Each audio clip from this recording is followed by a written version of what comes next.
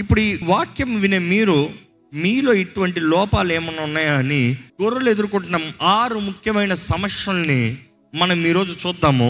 ఇలాంటి పరిస్థితుల్లో మనకి ఏమన్నా ఈ అక్కరమైన వాక్కు దేవుడు మనతో మాట్లాడుతున్నాడా అని. మొదటి సీజన్ వాటి ఎదుర్కొన్నది చూస్తే ద సీజన్ ఆఫ్ రట్ అంటారు. రట్ అన్న మాట చూసినప్పుడు RUT రట్ చూస్తే ఇట్ ఇస్ ఆచారము. గొర్రెలకు ఉన్న పెద్ద సమస్య ఏంటంటే అన్ని ఆచారం అంట. అది ఏం చేసినా రొటీన్లో ఉంటుంది, రొటీన్ని దార్చదంట. ఈరోజు దేవుని ప్రజలు కూడా ఈ రీతికి ఉంటున్నారండి. అలవాటు జీవితం. ఆలయానికి వస్తాం కూడా అలవాటే, ప్రార్థన చేస్తాం కూడా అలవాటే. పొద్దున్న లేచిన వెంటనే ప్రార్థన చేస్తారు. ఏం ప్రార్థన? అదే 4 మాటల ప్రార్థన. పొద్దున్న లేచిన వెంటనే వాక్యం చదువుతారు. ఎంత? అదే రొటీన్. రెండో రకం చూస్తే మన జీవితంలో కూడా దేవుని ఆత్మ అభిషేకం ఉంటే అపవాది దురాత్మలు రారని కాదు, శోధనలు రావని కాదు, పోరాటాలు రావని కాదు. If you have the anointing, అభిషేకపు తైలం మన పైన ఉంటే అపవాది శక్తులు మన మీద దాడి చేయలేవు, మన మీద పని చేయవు. వచ్చినట్టే పోవాల్సిందే. అందుకని దేవుడు వాక్యంలో ఉంటే ప్రతి దినము నూతన అభిషేకం. Every day, not one day, not once in a lifetime, ఎప్పుడో ఒకసారి కాదు, అనుదినము నూతన అభిషేకం. 3వ సీజన్ చూసినప్పుడు this is a season of scabs. 4వదిగా చూస్తే ఈ గొర్రెలకి కలిగే సమస్య గొడవలంట. దీని గురించి చెప్పాలా? గొడవలని చెప్తే చాలదా? గొడవలు లేనివారు ఇక్కడ ఎవరైనా ఉన్నారా? గొర్రెలకి గొడవలు కామన్ అంట. ఎప్పుడు common? They are very good. ఎలాగ వెరీ గుడ్? వారు భలే భేదాలు కలుగుతాయి, భలే పోరాటాలు కలుగుతాయి, భలే గొడవలు కలుగుతాయి. ఇందులో ఈ ర్యామ్స్ ఉంటాయి, అంటే మొగై మేల్. అవి చూస్తే ఆ గొడవలు అది ఒక సీజన్ ఉంటాయి. All these rams try to show who is better. ఇదిగో కోట గుర్తు. ఎందుకంటే ఆ సీజన్లో వారు మీటింగ్కి వెళ్ళాలంటే, స్త్రీని ఆకర్షించాలంటే స్త్రీలు కూడా చూస్తారంట ఎవరు గొప్ప. So I am the man, I will show. నా బలం, నా తెలివి, నా గొప్పతనం, నేను అందరికన్నా నేను బెటరు. ఆ గర్వపు పరిస్థితి చూసినప్పుడు అవి కొట్టుకుంటా ఉంటాయంట. గొర్రెల కాపరి అట్లా చూసినప్పుడు ఏం చేస్తాడంటే వాటి కొమ్ములకి చక్కగా మరలా ఏం చేస్తాడు తెలుసా? మరలా అదే అభిషేకం నూనె, అదే నూనెని తీసి మొత్తం కొమ్ములకు అల్లుతాడంట. ఈ బుద్ధి మారదు. ఈ బుద్ధి మారుతుందా? ఏ లోకస్తులు మాత్రం గొడవలు పెట్టుకుంటారా? క్రీస్తుని ఎరగని వారు మాత్రం గొడవ పెట్టు. నువ్వు ఒకప్పుడు అన్యుడివి, ఇష్టం వచ్చలా గొడవ పెట్టుకున్నావు. క్రైస్తవుడు అయినంత మాత్రం బుద్ధి పోయిందా? ఈరోజు గొడవ పెడతలేదా? ఈరోజు ఆలయాల్లో గొడవలు జరుగుతలేదా? ఈరోజు సంఘ పెద్దల మధ్య, సేవకుల మధ్య గొడవలు జరుగుతలేదా? Such a sad thing, but the reality is we are sheep. మన అందరూ గొర్రెలమే. కానీ అక్కడ అభిషేకం ఉంటే మాత్రమే ఈ కొట్టుకునే పరిస్థితుల్లో ఆ నూనె అధికంగా ఉంటే ఇద్దరికి స్లిప్ అవుతాయంట. 2 కొట్టుకుంటానికి వస్తాయి. అక్కడ డ్రైగా ఉంది కాబట్టి ఫ్రిక్షన్ గట్టి కొడుతుంది. ఫుల్గా జారే నూనె ఉంది, గ్రీజ్ లాగా. ఎలా ఉంటుంది? స్వే అంటే ఎవరికి ఏది తగులుతా, కొడదామంటే మిస్ అయిపోతుంది, కొడదామంటే మిస్ అయిపోతుంది, కొడదామంటే మిస్ అయిపోతుంది. ఎంతసేపు కొడతావు అబ్బా అని పోతాయి. So the oil is needed. ఈ రోజులో చెప్పాలంటే దేవుడు మనల్ని అభిషేకిస్తేనే కానీ అభిషేకము మనల్ని నడిపించదు. అభిషేకించబడిన వారికి ఎవరు ఏది బోధించవలసిన అవసరం లేదు. ఎందుకంటే అభిషేకం తానే వారిని నడిపిస్తాడంట. The anointing itself will lead. అంటే గొడవలు ఆపడానికి ఎవరు రావాల్సిన అవసరం లేదు. The anointing is enough. ఊరికో, ఏమొచ్చింది నీకు? Do the right thing, forgive. క్షమించు. మనమండి ప్రతిరోజు క్షమిస్తూ నేర్చుకోవాలి, క్షమించాలి ప్రతిరోజు. ఎందుకంటే మనలో ఎప్పుడు క్లాషెస్ వస్తాయి. భార్య భర్తల మధ్య చూడండి గొడవలు, కుటుంబాల్లో చూడండి గొడవలు, అన్నతమ్ముల మధ్య గొడవలు, చుట్టుపక్కల వాళ్ళతో గొడవలు, ఉద్యోగ స్థలంలో గొడవలు, వ్యాపార స్థలంలో గొడవలు, ఎంత మంచి పార్ట్నర్ అయినా గొడవలు. గొడవలు లేని స్థలం ఉందా? గొర్రెలు కదా. సో అలాంటిది. కానీ దేవుడు అభిషేకిస్తే మాత్రమే మనలో ఒక మనసు వస్తుంది. 5వ సీజన్ చూస్తే the season of caste down. ఏంటంట ఈ కాలం ఎలాంటిదంట? కురింగి పడద్రోయబడటం. ఇందుకు పడద్రోయబడతాయి, ఇందుకు పడతాయి.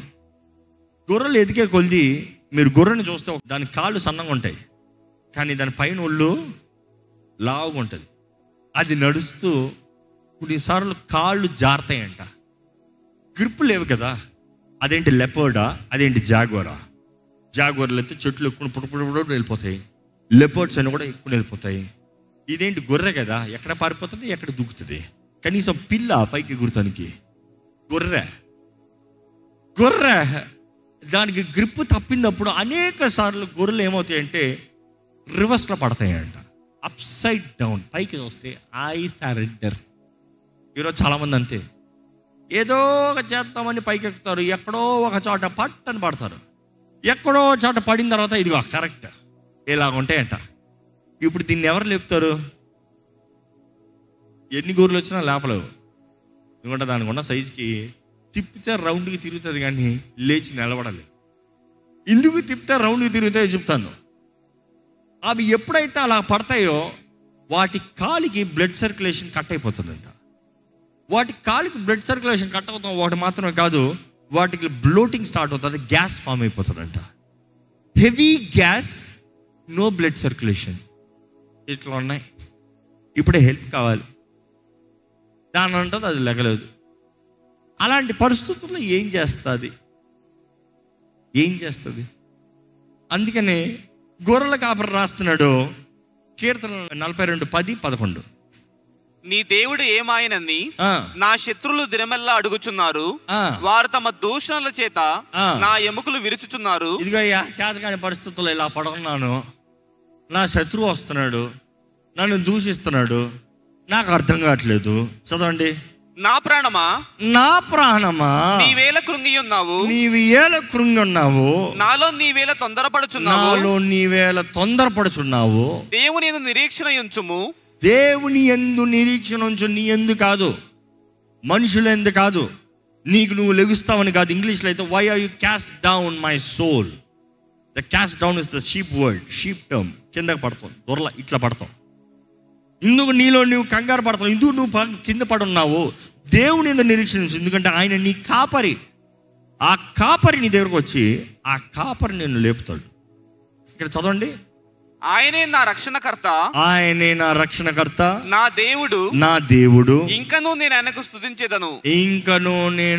స్తుతించేదను. ఇలాంటి పరిస్థితుల్లో పడిన స్తుతించాలి. కానీ నిజం వాస్తవం చూస్తే అలా పడినప్పుడు కాళ్ళకు బ్లడ్ సర్క్యులేషన్ ఉండదు, గ్యాస్ ఫామ్ అయిపోతుంది. అనుకుంటానండి, ఆ టైంలో కానీ ద బజర్ వచ్చాడు. ఎవరు? ఏ ఒక పులో, ఏ ఒక సింహమో, అంత ఎందుకులే, ఏ నక్కో, లేకపోతే అంత ఎందుకులే, ఒక కుక్క వచ్చినా కూడా చాలంట. దానికి ఏమవుతుంది తెలుసా? హలో, టెన్షన్ అవుతుంది. ఏంటి టెన్షను? అది వస్తువు చూసి దీనికి హార్ట్ రేట్, బీపీ లేచిపోతుందంట. ఈరోజు మనుషుల్లాగా బీపీ, పాలిపిటేషన్, ఇంక నా పని అయిపోయింది. అలాంటి పరిస్థితుల్లో అలా బోర్లు పడి పైకి చూస్తూ అది వస్తుందన్న భయానికే వస్తానికి ముందే చచ్చిపోతుందంట. ఈరోజు చాలామంది పరిస్థితి అదే. ఏంటి? జీవితంలో ఏదో ఒక కీడు జరుగుతానికి ముందే, ఒక కష్టం వస్తానికి ముందే, ఒక బాధ కలుగుతానికి ముందే ఏదో వారంతట వారు వెనక్కి పడ్డారని నా పని అయిపోయింది అనుకుంటారు. నీ కాపరి ఉన్నాడండి, నీ కాపరి మంచి కాపరి. నమ్మేవారు హల్లెలూయా చెప్తామా? ఆయన వస్తాడంట, ఆయన లేపుతాడు. దేవుడు అక్కడ చూస్తే ద లాస్ట్ సీజన్కి కంపారిజన్ చాలా చక్కగా ఉంటుంది. ద లాస్ట్ సీజన్ చూస్తే ఎలా ఉంటుందంటే ద సీజన్ ఆఫ్ స్టార్మ్స్, తుఫానులు, మెరుపులు, ఉరుములు. ఈరోజు మనం జ్ఞాపకం చేసుకోవాలండి, అపవాది అనేక సార్లు భయాలు కలుగు చేస్తున్నాడు. కానీ గొర్రెల కాపరి ఉంటే భయం లేదు. ఎందుకంటే గొర్రెల కాపరి నిలబడిన ప్రతిసారి గొర్రెలకి ధైర్యం ఉంటుందంట. అనుకుంటానండి, ఒకే ఒక కాపరి ఈ గొర్రెలందరికీ ధైర్యం ఇస్తాడంట. ఆ గొర్రెలు ఏం చూస్తాయి అంత? ఎందుకంటే అనేకసారి కాపరి అనేటప్పుడు మనం అనుకున్నట్టు పెద్ద కాపరి ఉన్నాడు. యేసు ప్రభు గొప్ప కాపరి, షూర్. కానీ దావీదు బాలుడు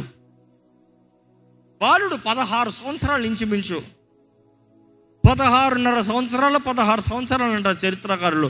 16 సంవత్సరాల బాలుణ్ణి గొర్రెలు నమ్ముతున్నాయి. అంటే గొర్రెల బుద్ధి ఎవరిని నమ్మేస్తే వితౌట్ క్యాలిక్యులేటింగ్ ద కాన్సిక్వెన్సెస్, పక్కన నిలబడితే చాలు. కానీ మంచి గొర్రె కాపరి, ఇది కూడా మంచి గొర్రెల కాపరి అన్నదప్పుడు చెడ్డ కూడా ఉంటారన్నమాట. మంచి గొర్రెల కాపరి మన దేవుడు అన్నదప్పుడు దావీదు అంటాడు, ఒక స్వభావం, ఒక క్యారెక్టర్, ఒక మనిషి గొర్రె కాపరి మనిషి ఒక హృదయాన్ని కనబరుస్తాడు. సౌలు అడుగుతాడు, ఎలాగ చంపుతావు ఈ గొలియాతుని? ఏమంటాడు దావీదు, నేను గొర్రెలు కాసుకున్నప్పుడు సింహం వచ్చింది, ఎలుగుబంటి వచ్చింది, దీన్ని చీల్చాడు, దాన్ని చంపాడు. వాటిని చంపడానికి శక్తినిచ్చిన దేవుడు ఈ సున్నత లేని ఫిలిస్తీన్ని చంపడం కూడా I will kill him to, నాకు సాయం చేస్తాడు. అంటే గొర్రెల కాపరి హృదయాన్ని చూపిస్తున్నాడు. ఏంటంటే గొర్రెలు కాచుకునేటప్పుడు సింహం వస్తే పారిపోవాలి, నేను పారిపోతాను ఫస్ట్ అని.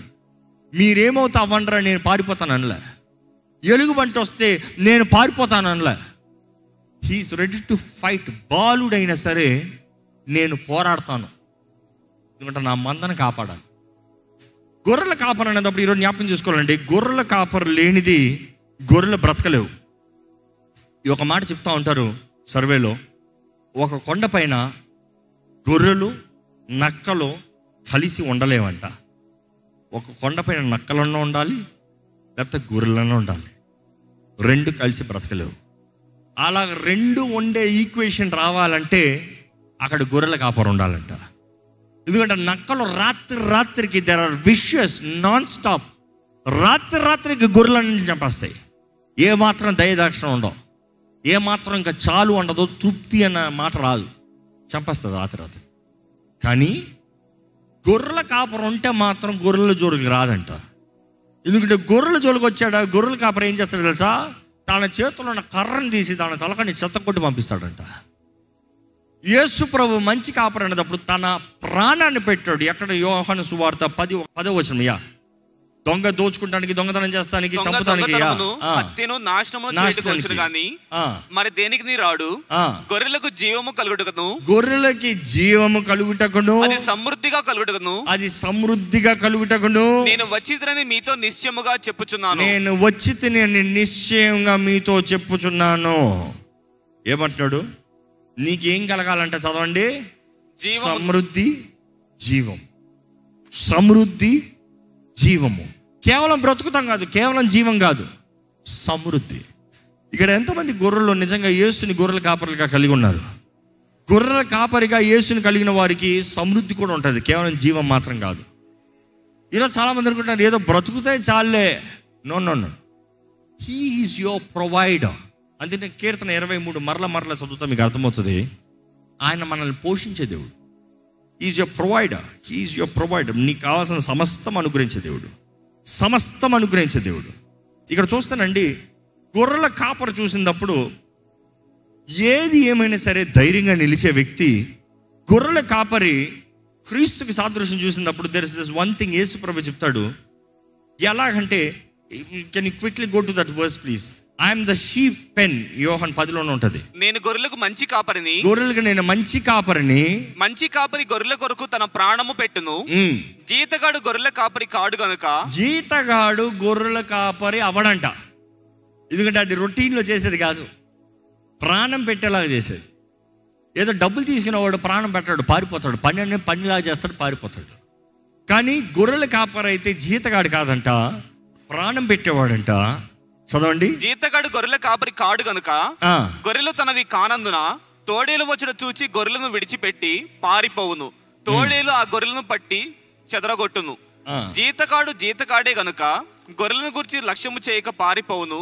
నేను గొర్రెల మంచి కాపరిని, తండ్రి నన్ను ఏలాగు ఎరుగునో, నేను తండ్రిని ఏలాగు ఎరుగుదునో అలాగే నేను నా గొర్రెలను ఎరుగుదును. నా గొర్రెలు నన్ను ఎరుగును, మరియు గొర్రెల కొరకు నా ప్రాణము పెట్టుచున్నాను. ఎంత చక్కగా చెప్తున్నాడండి. నా గొర్రెలు నేను ఎరిగి ఉన్నాను, నా గొర్రెలు నన్ను ఎరిగి ఉన్నాయి. గొర్రెల వీక్నెస్ మాట్లాడదాం, గొర్రెల స్ట్రెంగ్త్ మాట్లాడదామా? గొర్రెల్లో ద బెస్ట్ స్ట్రెంగ్త్ ఏంటంటే ఈరోజు దేవుడు మన దగ్గర కోరేది కూడా అదే. గొర్రెలు have I dynamic sense, no sense, smell sense. అవంట ఒక బిడ్డని తల్లిదండ్రుల నుండి వేరు చేసి 1000 ఇతర జంతువుల మధ్యలో పెట్టండి. 1000 ఇతర జంతువుల మధ్యలో పెట్టినా కూడా తల్లి ఎక్కడ ఉందో కరెక్ట్గా పోతుందంట. ఎలాగా? చూసి కాదు, కనబడదు.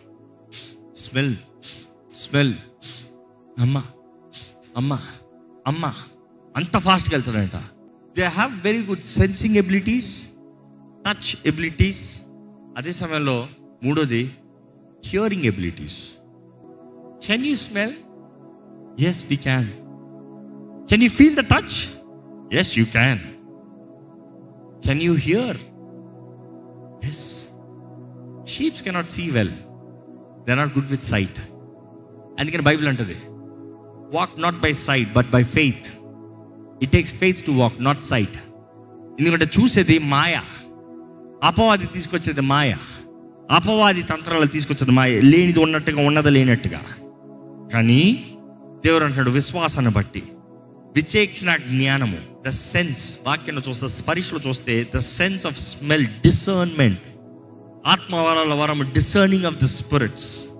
ఏ ఆత్మ ఏంటి పరీక్షించి తెలుసుకోమని దేవుడు వాక్యం తెలియజేస్తుంది.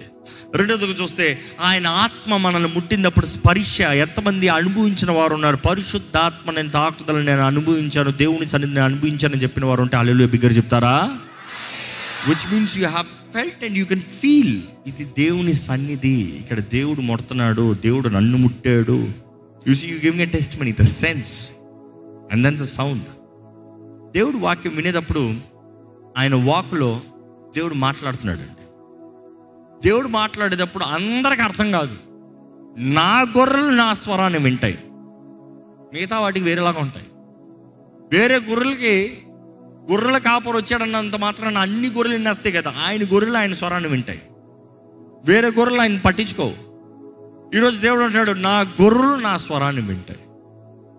ఈరోజు జ్ఞాపకం చేసుకోవాలి, ప్రభు మన తోడుండి మనల్ని అన్ని విషయాలను నడిపించాలని ఆశపడుతున్నాడు. యేసు ప్రభు చెప్తూ one of the best example అని చెప్తాడు. 2 ఉదాహరణలు తెలియజేయబడతారు. తప్పిపోయిన కుమారుడు గురించి చెప్తాం, అదే రీతిగా తప్పిపోయిన గొర్రెని గురించి చెప్తాం. తప్పిపోయిన గొర్రెని గురించి ఆ గొర్రెల కాపరి వెళ్ళి వెతికి దాన్ని పట్టుకుని తీసుకొచ్చి ఇంటికి వచ్చి దాన్ని చితకబాది ఇంకొకసారి చెయ్యొద్దు అని చెప్పాడా?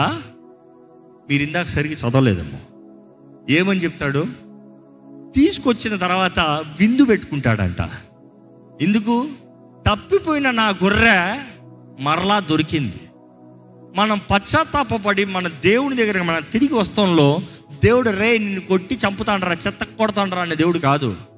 మనల్ని బట్టి పరలోకంలో ఆనందం కలుగుతుందంట. అదే సమయంలో యేసుప్రభు ఇంకొక ఉదాహరణ చెప్తాడు. 99 గొర్రెలను విడిచిపెట్టి ఒక్క తప్పిపోయిన గొర్రెను వెతుకుతానికి వెళ్తున్నాడంట. ఏ? గొర్రెలు బుద్ధి లేనివి తెలుసు, గొర్రె చాలా బండ ముద్దులు, గొర్రెలు చాలా stubborn, arrogant. We all know the truth because we are like that. మనం అలాగనే ఉన్నాం. వెననొల్లని ప్రజలుగా ఉన్నారు రా వీళ్ళు. దేవుడు చెప్పలేదా? ఈ గొర్రెలు ఈ మంత అసలు వింటలేదయ్యా వీళ్ళు. కానీ మనం గమనిస్తాము ఆయన ప్రేమ ఎంత గొప్పదో చూపిస్తున్నాడు. 100 మంది కొరకు కాదు నేను వెళ్ళేది, 99 మందికి కొరకు నేను వెళ్ళేది. 99 నీతి మంతులను పక్కన పెట్టి తప్పిపోయిన వాడు ఒక్కడ కొరకు వెళ్తా. అందుకని ఎప్పుడు నేను నమ్ముతూ చెప్తా ఉంటాను, ఈ భూమి పైన నేను ఒక్కనున్నా కూడా సరే 99 నీతి మంతులు అంటే పరలోకాన్ని మొత్తం విడిచిపెట్టి నా ఒక్కడ కొరకు వచ్చి ఉండేవాడు. ఎందుకంటే is a God who loves, he's a shepherd, that is who he is. జీతగాడు కాదు, జీతానికి పనిచేస్తానికి. గొర్రెల కాపరి. గొర్రెల కాపరి ప్రేమించి, నడిపించి, ఆదరించి, పోషించి, బలపరిచి, నీకు సంరక్షించి, నీకు మేలు చేసే రీతిగా దేవుడు అంటాడు నేను చేస్తాను నీకు. I am your shepherd. గొర్రెలు ఎన్ని ఉన్నా కూడా పర్వాలేదు, కాపరి ఒక్కడుంటే చాలు. ఒక్కడుంటే చాలు. ఒక్కడుంటే అంత అయిపోయింది. ఈరోజు దేవుడు మన మంచి కాపరిగా ఉండాలని ఆశపడుతున్నాడు. జ్ఞాపకం చేసుకోండి, ఈరోజు ప్రేమించే దేవుడు నీ కాపరిగా ఉన్నాడు అని తెలియజేస్తున్నాడు. నీవు ఆయన మందులు ఉన్నావంటే ఆయన దగ్గర రా. దారి తప్ప ఉన్నావంటే అడగండి, ఈ ప్రార్థన అడగండి. ఇందాక రీతిగా, ప్రభు ఎక్కడున్నా కూడా తెలియట్లేదు ప్రభు, నన్ను వెతికి రక్షించు. నేను నమ్ముతున్నా, నీ వాక్యాన్ని నమ్ముతున్నా. దేవుని వాక్యం తెలియజేస్తుంది ఆయన వాక్ అనే ఉతక స్నానం. వాక్ ద్వారా మనకు ఉతక స్నానం అంట. Sometimes we need to be washed. మనం వాషింగ్ కావాలి, క్లెన్జింగ్, కంప్లీట్ క్లెన్జింగ్ కావాలి. అడగాలి, ప్రభు నన్ను అభిషేకించు, నన్ను అభిషేకించు, ఈ తలంపుల నుండి నన్ను అభిషేకించు, దేవుణ్ణి అభిషేకించమని మీరు అడగాలండి. ఎందుకంటే until God is there with you, the shepherd, దుష్టుడు మీ జోలికి రాడు. యెహోవా నా కాపరి, నాకు లేమి కలగదు. There is nothing that I would lack. There is nothing that I would lack. నమ్మిన వారు అంటే మన తలలోంచి ఒక ప్రార్థన చేయండి. ప్రభువా, నీవు నా కాపరి ప్రభువా, నీవు నా దేవుడు ప్రభువా, నిన్నే నేను నమ్మి ఉన్నాను, నీ చేతులకు సమర్పించుకుంటాను. నేను చూసే కళ్ళు నాకు దయచే, నీ స్వరాన్ని నువ్వు వింటాను ప్రభా, నీ తాకుదలను నువ్వు వింటాను ప్రభా, అనుభవిస్తాను ప్రభా, నీతో జీవిస్తాను ప్రభా, నీవు బలపరచు ప్రభా, నువ్వు కాపాడు ప్రభా. దేవుడు నాకు తెలియజేయబడుతుందండి ఎజెకియెల్ గ్రంథంలో 34:11. Behold, I myself will search for my sheep and will seek them out. దేవుడు అంటాడు, నేనే వెతుకుతా, నేనే నా గొర్రెలను వెతుకుతా, నేనే వాటిని కనుగొంటా. As a shepherd seeks out its flock, he is among the sheep that has been scattered. చెదిరిన గొర్రెల్ని వెతికే దేవుడు అంట. ఎలాగైతే గొర్రెలు కాపరి వెతుకుతాడో, so I will seek out my sheep and I will rescue them from all the places they have been scattered. On a day of clouds and the thick darkness, మెరుపులు ఉరుములు వర్షపు కాలంలో ఇబ్బంది స్థలంలో బెదిరింపుల్లో నేనే రప్పిస్తా, నేనే కాపాడుతా. I will bring them out from the peoples and gather them out from the countries, and I will bring them into their own land. అన్య జనుల మధ్య, అన్య ప్రజల మధ్య నుంచి వారిని బయటికి తీసుకొచ్చి వారి సొంత స్థలంలో నేను వారిని నిలబెడతా. అదే సమయంలో ఉంటుంది ఎజెకియెల్ గ్రంథంలో ఏమని రాయబడి ఉంటుంది కొనసాగిస్తే, and I will feed them on the mountains of Israel. ఇశ్రాయేలు కొండపైన వారిని పోషిస్తాను, వారికి ఆహారాన్ని ఇస్తాను. By the ravens and all the inhabited places of the country, I will feed them with good pasture. మంచి పచ్చిక గల స్థలముల్లో నేను వారిని పరుండు పెడతాను. శాంతికరమైన జనంలో వారిని నడిపిస్తాను. And on the mountains of highs of Israel shall there be grazing land, and they shall lie down in good grazing land, and on the rich pasture they shall feed on the mountains of Israel. అక్కడ ఉంటుంది 15వ వచనంలో, I myself will be the shepherd of my sheep. నేనే ఉంటాను గొర్రెలు కాపరిగా, ఎవరిని పెట్టను. నేనే ఉంటాను వారి గొర్రెలు కాపరిగా. దేవుడు అంటాడు, నేనే ఉంటాను నీ గొర్రెలు కాపరిగా. And I myself will make them lie down. నేనే పడుకుని పెడతాను వాళ్ళని, నేనే నిద్ర పెడతాను, నేనే ధైర్యాన్ని ఇస్తాను, నేనే బలాన్ని ఇస్తాను. And I will seek the lost and I will bring back the strayed, and I will bind them. I will bind their injured, and I will bind up the injured, and I will strengthen the weak, and the fat and the strong I will destroy. ఏమంటాడు? నేను న్యాయం తీసుకొస్తా. I will feed them with justice. అందరు చక్కగా ఉండేలాగా చూస్తా, అందరు సమృద్ధిలో ఉండేలాగా చూస్తా, తప్పిపోయిన వాటిని వెతికి రక్షిస్తా. ఈరోజు దేవుడు అంటున్నాడండి, నీవు నా గొర్రెవి, నేను నీ కొరకు వస్తాను, నేను నిన్ను బలపరుస్తా, నేను నిన్ను నడిపిస్తా, నేను నిన్ను పోషిస్తా. ఈరోజు దేవుడు మీతో మాట్లాడుతున్నాడంటే ఆయన స్వరానికి ప్రతిస్పందన అవ్వండి. పిలుస్తున్నాడు దేవుడు, పిలుస్తున్నాడు దేవుడు, ఆహ్వానిస్తున్నాడు దేవుడు, పలుకుతున్నాడు దేవుడు. నేను నీ కాపరిని. నమ్మిన వారైతే, దేవా నీవే నా కాపరి, నీవే నా ఊపిరి, నీవు లేకపోతే నేను లేను ప్రభా, నీవు లేకపోతే నేను లేను ప్రభా. దేవా నీవే నీవే నీవే నీవే కావాలి, నీతోనే ఉండాలి. దేవా నీ సన్నిధి, నీవే నా మంచి కాపరి ప్రభా. తప్పిపోయిన గొర్రెలనయ్యా నన్ను నడిపించు, నన్ను లేవనెత్తు, నన్ను బలపరచు, నాకు కావాల్సిన సహాయము దయచే, నాలో నీ కార్యము జరిగించు. నన్ను నన్ను నీవు నీ చిత్తములో నువ్వు ఎక్కడ వాగ్దానం చేసావు అక్కడ నడిపించేయ్యా. నేను అనుకునే స్థలము కాదు, నేను అనుకునేవి కాదు, నేను అనుకునేది జరిగిస్తాం కాదయ్యా. నీ చిత్తము, నీ చిత్తము, నీ చిత్తమే జరగాలి ప్రభువా, నీ చిత్తమే జరగాలి ప్రభువా. ఒక చిన్న ప్రార్థన చేద్దామండి, ఒక చిన్న మనవి చేద్దామండి. ఒకసారి యథార్థంగా ఆయన సన్నిధిలో మొరపెడుతూ వేడుకుదామండి. ఆయన బలపరిచే దేవుడు, ఆయన కాపాడే దేవుడు, ఆయన నడిపించే దేవుడు కదా. ఆయన సహాయాన్ని వేడుకోదామా? అవును ప్రభువా, మేము గొర్రెలు లాంటి వాళ్ళమేనయ్యా. మా అంతటా మేము బ్రతకలేము, మా అంతటా ఏది చేయలేము, మా అంతటా మేము నడవలేము. మాలో ఎంతోమంది ఆచార జీవితం అయ్యా. దేవ, విశ్వాసంతో నడిచే భాగ్యం మాకు దయచే. మమ్మల్ని నడిపించు. మేము నడవలసిన త్రోలో మమ్మల్ని నడిపించు. నువ్వు వాగ్దానం చేసిన స్థలంలో మమ్మల్ని నడిపించు.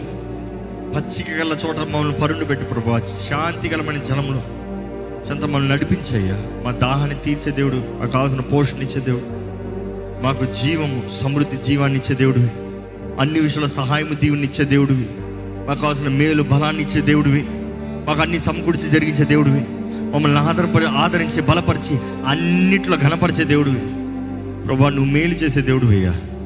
నువ్వు మా కాపురం ఉన్నంత వరకు మాకు ఏ భయం లేదు, ఏ దిగులు లేదు. ఎందుకంటే నువ్వు మా కాపురం ఉంటే అయ్యా ఏ దుష్టుడు మమ్మల్ని ముట్టలేడు అయ్యా.